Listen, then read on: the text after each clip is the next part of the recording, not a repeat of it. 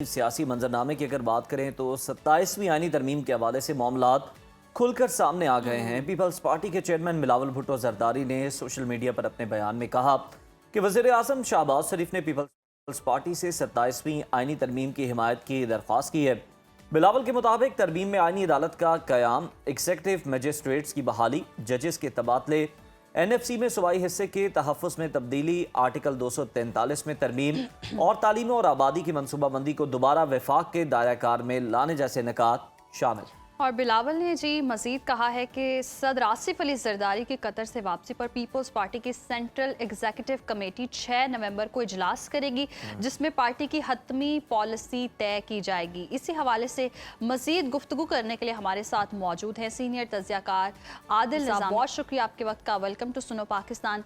सबसे पहले तो ये कहिएगा कि जो सूरत हाल हम देख रहे हैं 27वीं तरमीम के हवाले से बात कर लें तो आज बिलावल साहब ने ट्वीट के ज़रिए सारा मतन बता दिया है कि इसमें वो NFC अवार्ड समेत आर्टिकल 243 और ख़ास तौर पर आईनी अदालत के क़याम को मंजूर कराना चाह रहे हैं। तो आप क्या समझते हैं, आईनी बेंच के बावजूद ऐसा क्या है जो आईनी अदालत की ज़रूरत पेश आ रही है?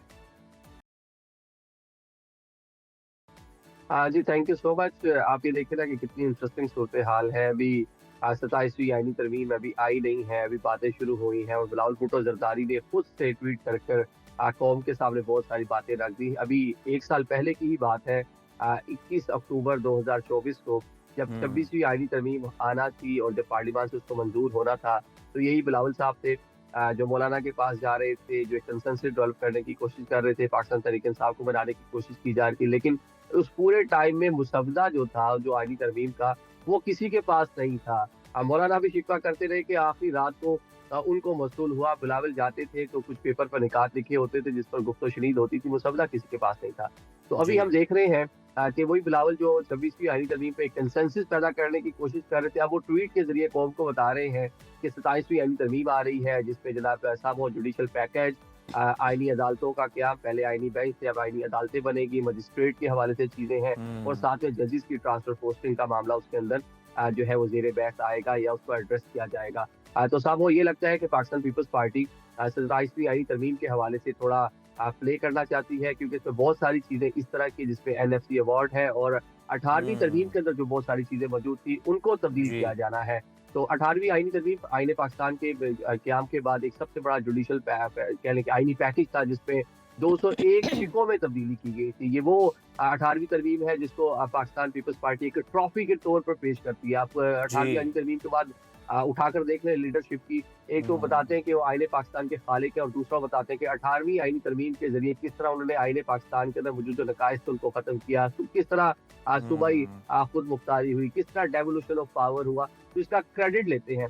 तो समहाउ ये नजर आता है कि बिलावल ने इस ट्वीट कर ये मामला जो है अवाम में जो है वो भेज दिया है। जिस तरह हमने देखा कि नहरों के मामले पर पाकिस्तान पीपल्स पार्टी ने किस तरह प्ले किया कि सिंध के मुख्तलिफ शहरों में जलसे जुलूस रैलीज हुई, एक अवामी प्रेशर को बहाना बनाया गया और उसके बाद आकर उस मामले पर जो पाकिस्तान पीपल्स पार्टी करना चाह रही थी उसको अचीव कर लिया। अभी भी इसमें बहुत सारी चीजें इस तरह की होंगी 27वीं आईनी तरमीम में, जिसमें पाकिस्तान पीपल्स पार्टी अवाम के जरिए एक प्रेशर डालकर बज़ाहिर ये लगता है कि शायद रुकावट डालने की कोशिश करे। जी बिल्कुल रुकावट डालने की कोशिश करे। और बिल्कुल आपने सही कहा कि पहले तो 26वीं में हमने देखा था कि कंसेंसस जो है वो डेवलप कर रहे थे, मुलाकातें कर रहे थे।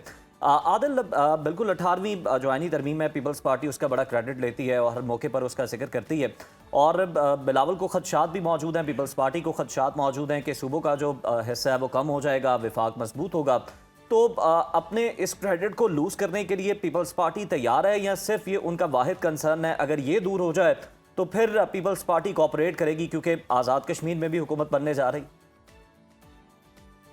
देखें, एक आज़ाद कश्मीर की जो हुकूमत है उसको इसके साथ जोड़ना शायद वो थोड़ी सा नामुनासिब होगा। आज़ाद कश्मीर में चंद माह की हुकूमत आएगी, जून जुलाई में वहाँ जाकर टेन्योर खत्म होगा, इलेक्शन की जानिब जा रहा है, तो चंद माह के लिए पाकिस्तान पीपल्स पार्टी एक ऐसी चीज जिसका वो क्रेडिट लेती है, जिसके सर पे उसकी सियासत खड़ी है। बल्कि अगर हम देखें डेवोल्यूशन ऑफ पावर, सूबाई खुद मुख्तारी की जब बात करते हैं, साल 2008 के बाद से वफाक में डायरेक्टली पाकिस्तान पीपल्स पार्टी की हुकूमत नहीं है। गिलानी साहब, राजा परवेज अशरफ जो है वो आखिरी वज़ीर आज़म थे 2013 के बाद से, हमने देखा कि प्रॉपर गवर्नमेंट सही है, कोलिशन गवर्नमेंट का हिस्सा रही है, तो उसका स्ट्रॉन्ग होल्ड है सिंध में। तो सूबे में अगर उसका इख्तियार कम होता है तो उसे इफेक्ट होगी definitely Pakistan peoples party.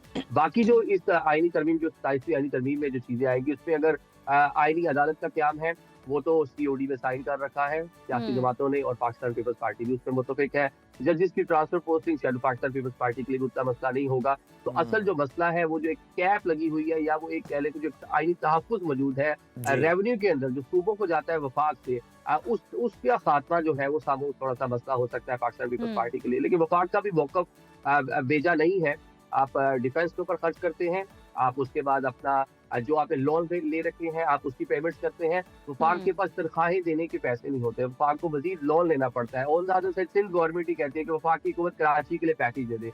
Balochistan हुकूमत का मुतालबा होता है कि वफाक की हुकूमत बलोचिस्तान के लिए पैकेज दे दे। सिंध आप अभी केपी की हुकूमत को देख लें, वो बताते हैं जी वारंट टायर में फ्रंट लाइन सूबा है तो वफाकी हुकूमत हमें कुछ ना कुछ फीड करे, कुछ ना कुछ पैसा दे।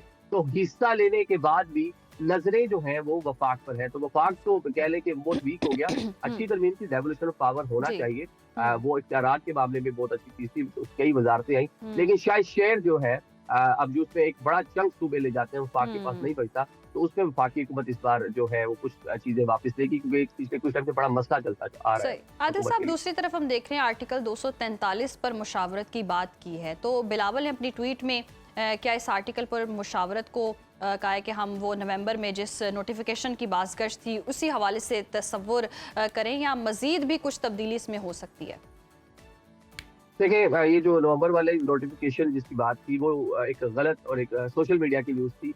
उसको तो वैसे ही 5 साल जब किया गया तो 2027 तक वो तो मामला आपका हल हो चुका है। कल एक डीजी आईएसपीआर ने कुछ एंकर्स से मुलाकात की थी। उन्होंने बड़ी जो बैकग्राउंड ब्रीफिंग है डिफरेंट इश्यूज के ऊपर बात की। तो वहाँ पर ये सवाल भी उनसे किया गया कि आर्टिकल 243 में जो तब्दीली है इस हवाले से आपका क्या मौक़िफ़ है। तो उन्होंने कहा कि ये पार्लियामान का फैसला है, ये पॉलिटिशियंस का फैसला है, तो ये जनाब ये मामला आप सियासतदानों से ही पूछें।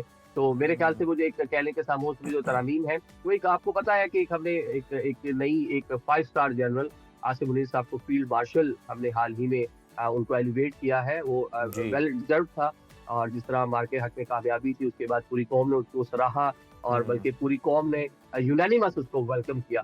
तो अगर उसके लिए कोई आईनी तहफ़्फ़ुज़ या उसके लिए उस ओहदे के लिए अगर कोई चीज़ करना भी है तो मेरा नहीं ख्याल कि ये कोई मसला होगा, और कोई भी सियासी जमात ऐसी होगी जिसको इस मामले पर किसी किस्म का अभाव या इशू होगा, ये भी मामला रिजॉल्व हो जाएगा। असल जो है मसला वो है जजिस की ट्रांसफर पोस्टिंग। उसके ऊपर सब हो कुछ तहफ़्फ़ुज़ात होंगे ऑपोजिशन की सियासी जमात पाकिस्तान तहरीक इंसाफ के, और बाकी तो शायद जो हुकूमती इत्तेहाद है उसको उस तरह से तहफ़्फ़ुज़ात। और दूसरा जो चीफ इलेक्शन कमिश्नर की तैनाती या उनको एक दोबारा से उसी ओहदे के ऊपर उनको 5 साल कंटिन्यू करने देना, ये वो मसले हैं जो आगे चल के जब मौजूदा हुक्मरान ऑपोजिशन में होंगे तो उस टाइम कहने के मसला बन सकता है। तो ये सिस्टम में खराबियों का बाइस इस तरह की चीजें बन सकती हैं, जिस पर मेरे ख्याल से जो वकला कम्युनिटी है उसको भी तहफ़्फ़ुज़ात होंगे कि जजिस की ट्रांसफर पोस्टिंग एक जस्ट एक सिविल ब्यूरोक्रेट की तरह एक शहर में आपको डीसी लगाया है, अगले शहर में डीसी लगा दिया, वफाक के हवाले आपकी खिदमत कर दी, बलोचिस्तान के हवाले आपकी खिदमत कर दी।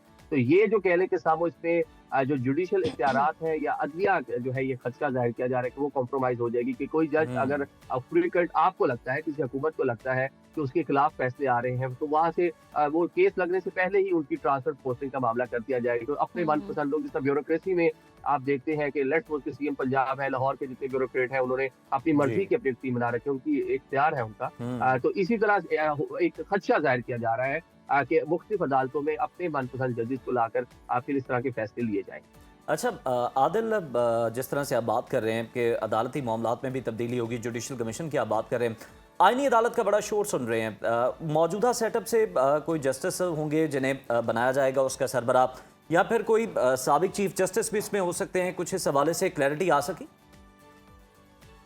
देखिए, आईनी अदालत जो है, आईनी अदालत पर हमने देखा कि आईनी बेंच बन गया। जो 26वीं आईनी तरमीम थी, आईनी उस टाइम 26वीं आईनी तरमीम का ये कह लें कि नामुकम्मल एजेंडा ही 27वीं आईनी तरमीम के अंदर हम देखेंगे।